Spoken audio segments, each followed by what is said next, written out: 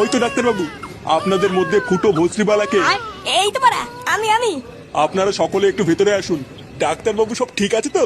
হ্যাঁ, ভেতরে আসলেই সব দেখতে পাবেন। কি হলো ব্যাপারটা? ডাক্তার বাবু কেমন যেন একটা করলো। আরে আগে ভেতরে চলো, তারপর দেখছি কি হয়েছে। ফুটো,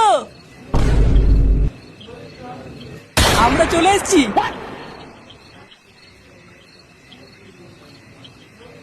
এ কি বাড়া, তোরা এখানে কি করছিস? যা ওরা বেরো এখান থেকে। কি বলছিস রে ফুটো? তোর বাচ্চা হবে, আমরা কাকা হব, আর আমরা আসবো না? হ্যাঁ রে ফুটো, আমরা ভাইপো ভাইজির মুখ না দেখে যাবো না। বড় বালছের কাকা এলো রে আমার। যা তো বাড়া, ভাগ এখান থেকে। ভাগ বললি ভাগবো নাকি? আমরা তো ভাইপো ভাইজির জন্য গিফটও কিনে নিয়ে এসেছি, তাই না বলো পল্টুদা? হ্যাঁ হ্যাঁ, নিয়ে এসছি তো। এই দেখ, এই যে এইটা না, এই যে এইটা। তোদের এই বালের গিফট তোদের গাড়ির ভিতর ঢুকে শুয়ে থাকি, যা।